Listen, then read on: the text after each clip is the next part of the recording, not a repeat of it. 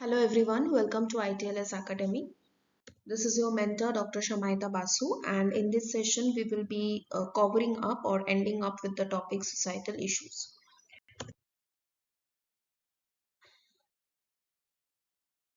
So there are some ethical theories which rely on different ideas and actions. So number one, deontology, which means duty, what duty we should perform as medical personnel towards maintaining proper ethics. Second is consensualism, means the action which we will do as means of a consequence. So it's basically consensualism. Okay. Next is virtue ethics or intuition, means the different morals and values which we have particularly because we are humans. Okay, means basically human moral values. And next is the beliefs. After ideas and actions comes the beliefs. So beliefs will be the right ethics.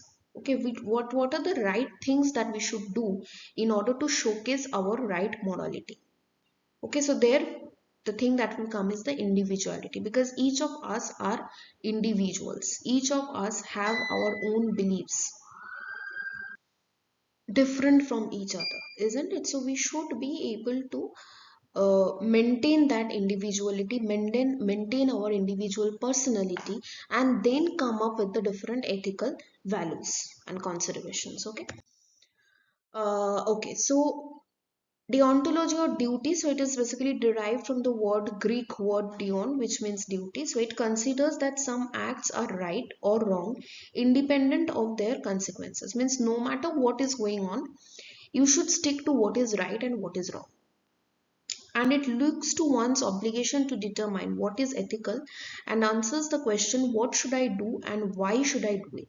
Because there are many, not only in case of medical field or in case of our job, in case of our profession, but also in case of our day-to-day lives, there are many situations where we become puzzled, where we do not understand, we do not get it straight about what to do and what is wrong and what is right. And again, there are some conditions, there are some situations where we are actually bound to, we are pressurized to do maybe something what is wrong, in spite of trying or in spite of wanting to do what is right. Okay, so these are some situations where which are unfortunate and which we do not know how to tackle with. Okay,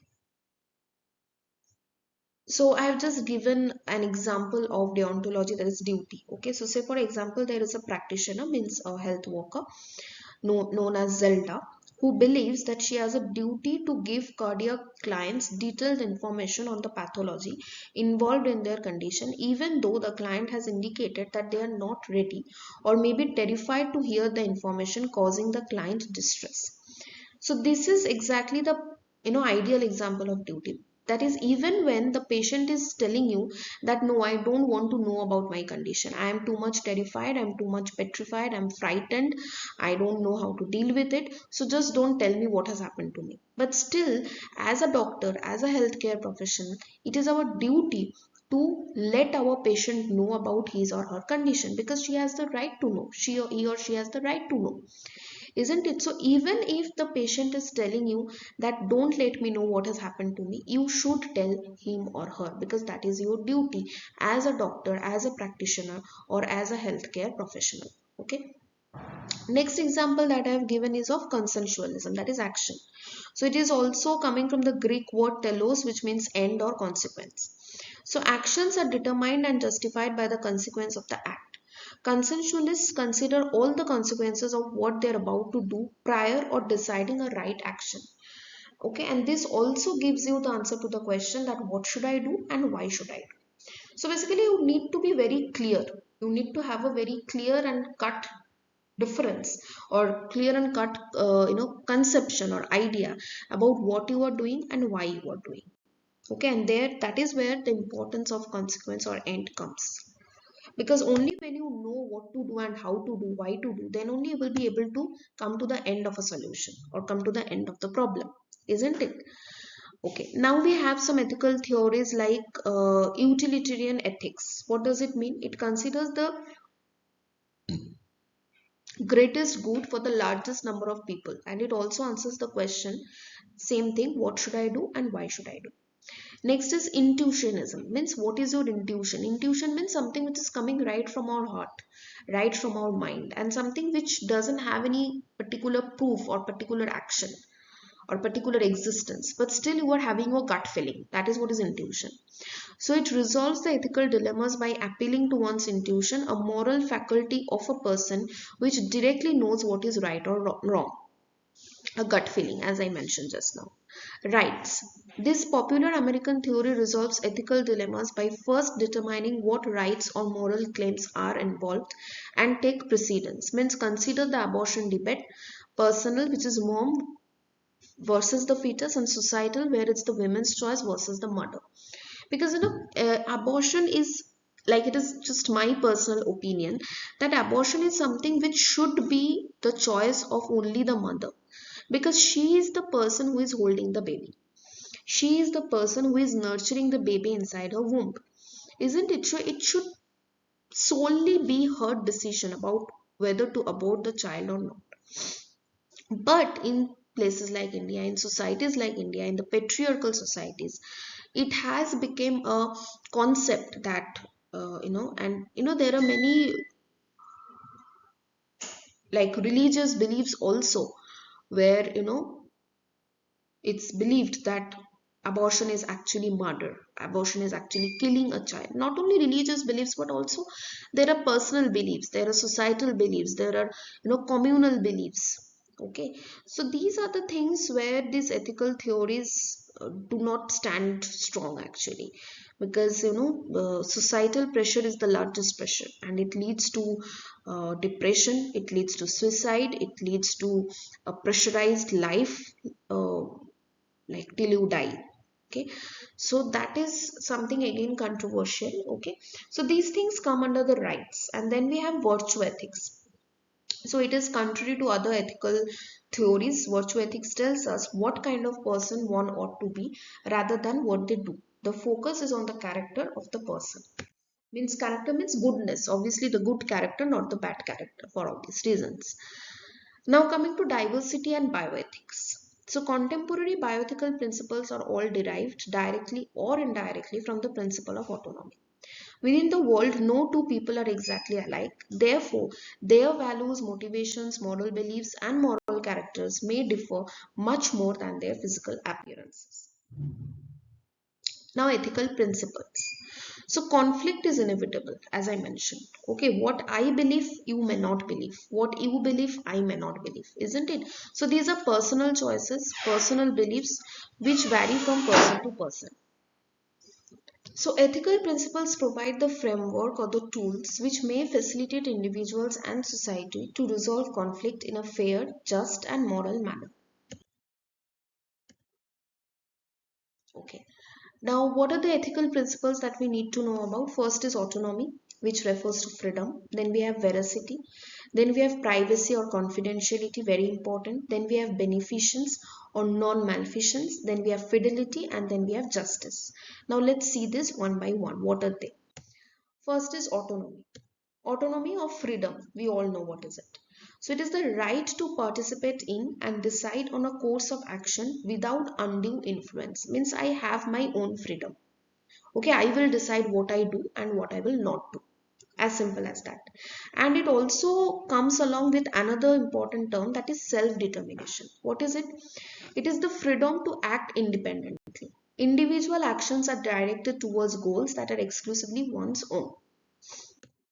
Next, what we have is veracity. What is veracity? It is the duty to tell the truth. Means it is the duty to be honest under any circumstances. No matter whatever the situation is, you need to be honest. You need to tell the truth. That is veracity. Next, we have is privacy or confidentiality. Again, something we know. Respecting privileged knowledge, respecting the self of others. Okay, means if a person trusts me, comes up to me and tells me his or her secret or his or her personal issues, personal problems, then I should keep that to myself. I should not go and tell that secret to 10 other people. Okay. Next is beneficence or non-maleficence. What is that? It is the principle and obligation of doing good and avoiding harm. These ethical principles are not only for biological field or biotechnology or medical biotechnology. These ethical principles are for our day-to-day lives. Each and every one of us should follow these, at least we should try to follow these ethical principles in our every aspect of life. So beneficence or non-maleficence means we should always try to be good, do good, and avoid doing any harm, avoid doing any harmful things or harmful actions. Okay, so this principle counsels a provider to relate to clients in a way that it will always be in the best interest of the client rather than the provider. So over here, since we are talking about medical profession, our client means our patient. So we should always do something or anything which should be in the best interest of our patient. Okay, we should always think about only the good of our patient and never ever do something that will go and harm our patient. Okay, next is fidelity. What is fidelity? Strict observance of promises or duties. Okay, the opposite of fidelity is infidelity, which is cheating or adultery. Okay, so this principle as well as other principles should be honored by both the provider and client. Again, very important. This point is very important, I would say, because ethical issues or ethical rules and regulations are not something which only the healthcare personnel will follow, or which only the doctor or the nurse or the healthcare provider will follow. It is something which the patient or which the person on the other side of the table also needs to follow. Then only it will work out together. Okay, so it's something that both the persons on both the sides of the chair or sorry of the table needs to follow. Okay, next is justice, again very important. So it is the principle that deals with fairness, equity and equality and provides for an individual to claim that to which they are entitled. Okay, so justice means each and every person, irrespective of their religion, their caste, their creed, their gender, their sex, their age, their community should get what they deserve. Okay, so that is basically providing justice. So now justice can be of two types. One is comparative justice, one is non-comparative justice. So what is comparative justice? Making a decision based on criteria and outcomes. That is how to determine who qualifies for one available kidney. A 55-year-old male with 3 children or a 13-year-old girl. This is a huge topic of debate, isn't it? Ki whether, say for example, I have one kidney to transplant or to save the life of two persons. One of them is an old person, but that person is having something to left behind. That is his 3 children. And another is a 13-year-old girl, okay, who has a lovely, bright future ahead of her life. Isn't it? So whom will I choose? So it will depend on different criteria and outcomes. So that is comparative justice, because we are comparing two persons over here on the basis or on the background of the same scenario. And next we have is non-comparative justice, where it is a method of distributing needed kidneys using a lottery system. So lottery system is there's no question of sitting and doing judgment, isn't it? We are just randomly selecting the donors, the recipients. That okay, we have 4 people out there and we have 2 kidneys. Who will get it? Just let's do a lottery. Who wins will get the kidney. So that means it's a non-comparative justice. So these are the two types of justice that we should know about. Now, why at all we need to employ these ethical principles? Number one, respect for the individual. Individual means for the patient. So in our pluralistic society, individuals often misunderstand each other. Even when they do understand each other, it is possible for them to disagree. The healthcare arena, in common with every other segment of society, has found it necessary to find ways to create understanding and agreement. Now, how to create this understanding and agreement? So the common ground must be created or found, whether the two people will relate to and they will start to understand or agree with each other. Okay, so the common ground should be given to the people. So a function of ethics in our society is to make agreement possible. As healthcare professionals and patients meet, they meet as strangers from diverse backgrounds. Therefore, their ways of looking at and approaching the world are usually quite different. Because obviously, see, the doctor or the nurse or the healthcare professional that is there, he or she is continuously dealing with the same kinds of patients on a daily basis, isn't it?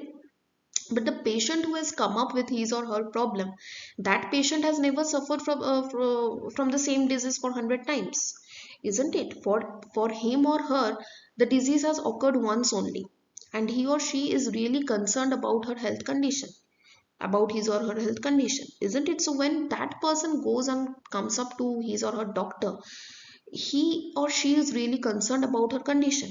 But to the doctor, it is a very normal situation, because he is seeing such patients for around 10 or 20 times in 2 days or 3 days, isn't it? Okay, now creating harmony between these two people, between the doctor and the patient, is something very challenging in the healthcare arena, isn't it? So how can we do it, or what are the factors that we need to consider in doing it? Number one, power. Number two, self-esteem. Number three, communication. Communication is very important, I would say. Communication, particularly effective communication, which will influence or which will benefit both the patient as well as the doctor. The doctor will also be able to understand the patient's problem in a much vivid way, and the patient will also be able to understand what the doctor is actually thinking of his or her condition or disease. Second is, next is personality or attitude, very important. In many cases we see that the patients are having a lot of attitude problems. They are, just coming up with whatever they have searched via Google, and they are just saying that, okay, Google मौसी ने ये बताया है, so according to Google I have this condition, but you are saying something else. And so in that case, the doctor obviously gets very much insulted and annoyed, obviously, because he or she has done their degree, isn't it? They have obtained a degree and then they have come to that status, to that position. And then if randomly a patient comes and just shows Google screenshots to that person, to that doctor, obviously it's very obvious that that person will get agitated and annoyed, isn't it? So these are the issues that may come up when we talk about personality or attitude. Okay, and it can be vice versa also. It can be the other scenario also, that the doctor is being very arrogant, the doctor is not attending the patient properly, the doctor is not giving his or her enough time to deal with the patient, to understand what the patient is actually having the problem. Next is education level, obviously education level of the patient, socio-economic class of the patient, culture from where the patient belongs to, values, and I would also say religious, or the community from where the patient is coming from. Okay, now coming to changing healthcare environment, what are the major aspects or major backgrounds that we need to think about when we are talking about changing healthcare environment, just to avoid or just to prevent uh, some of the unwanted scenarios, just about what I talked about. So first is managed care, second is increased healthcare costs, then technology, baby boomers, young and old lifespans, decrease in healthy lifestyle, very important aspect again, particularly after COVID. Most of our lifestyle have become very much sedentary, no physical activity. So that not only hampers or affects our physical wellness in a bad manner, in a bad way, but also it affects our mental health. It also takes a toll on our mental health. Decrease in health, as I mentioned, sorry, lack of healthcare access or insurance, feelings of entitlements for healthcare at a minimum personal cost, okay, which is a very common scenario nowadays seen in the government hospitals. Okay, because treatment, most of the medicines are free of cost, most of the different tests, different diagnostic procedures, they're free of cost. So people get entitled. Okay, people say that like people develop a mentality that, okay, we have the right to this, okay, we have the right to free treatment, we have the right to free doctor consultation. So these are also some of the important issues that needs to be addressed. And then external forces, like we have political influences or forces like immigration or migration of the elderly people, Medicare or prescription drugs, which are mostly lifestyle driven. Then we have decrease in extended families. Most of the families are nuclear families now, not joint families. Then we have decreased in different work resources, okay, which can be workforce, it can be family take care, it can be support or financial services in the company. And we have socio-economic disparities also, like healthcare right or privilege, whether it's a right or it's a privilege. There's a very thin line, very thin silver line between the difference between right and privilege, between the difference between what we ought to have and what we think we are entitled to have. Now, how ethical principles and laws interface, how they tangle with each other, intertwist with each other. So we have different acts like Patient Self-Determination Act of 1990, which is abbreviated as PSDA. Then we have Health Insurance Portability and Accountability Act of 1996, which is abbreviated as HIPAA. It is also known as Implementation April 2003. Now talking about HIPAA, that is the Health Insurance Portability and Accountability Act of 1996. So it ensures privacy and confidentiality of medical records. It is basically a legal document that identifies the patient, diagnoses and justifies for treatment. And the healthcare providers are responsible for hiring and educating personnel to be knowledgeable of HIPAA rules and regulations governing privacy and security of medical records. So, HIPAA holds all healthcare providers accountable for non-consented release of medical information. Healthcare providers are responsible for hiring and educating personnel to be knowledgeable about HIPAA rules and regulations governing privacy and security of medical records. Okay, now there are some research-driven ethical issues also. Okay, so with the advent and benefits of modern research, moral conflict is inevitable now and also in the future. Regarding what topics like stem cell research, research cloning, genome project results, and fertility research. Okay, now there are some ethical questions for discussion. What are they? Should children with serious birth defects be kept alive? Should a woman on Medicaid be allowed an abortion for any reason? These are some of the questions I think I have already talked about in the previous session, because these questions are very common and these questions are questions of high dispute, because many people have different answers to these same questions. Okay, some say it's okay to do abortion, some say it's not okay to do abortion, some say it's embryonic stem cell transplantation or embryonic stem cell collection or isolation is something very unethical, because you are collecting it from an embryo which had the potential to maybe develop into a normal individual organism after some point of time. So you're actually killing that opportunity of that embryo to grow and develop into a human being. So these are some of the questions which are very, disputed questions. Uh, Other questions will be like, should people suffering from genetic disease where future misery is predicted be allowed to have children? This is again something very important. So for example, both the partners in a couple, both the parents are suffering from the same disease. So for example, thalassemia. Both of them are either positive for thalassemia or maybe they are carriers for thalassemia. So in such cases, it is again a huge question, huge disputed question, that whether that couple should go for a baby or not. Because there are high chances that the baby, that the newborn will suffer from thalassemia. And thalassemia is a disease which is very, you know, like any genetic disease is lingering. Any genetic disease has no particular cure. It only has treatment in the form of management. But then again, thalassemia is a treatment which is a genetic disease whose treatment is very uh, cost effective, I should say, but it's very costly. It's very costly, it's very time consuming, it's tedious. Okay, every month the child needs to undergo blood transfusion, and it comes with various other adverse side effects. Okay, like there will be immunocompromised conditions, there will be the immune system will be weakened, so the baby or the child will suffer from frequent infections, different opportunistic infections, overall immunity will be reduced. Okay, uh, the child will catch frequent cough and cold, diarrhea, nausea, vomiting. Sorry, so these are some of the side effects that thalassemia treatment will come along with. And another question is, should individuals be allowed to use scarce healthcare resources when death is inevitable. Again, something very important. So we know that the patient is in the terminal condition, that patient will not survive.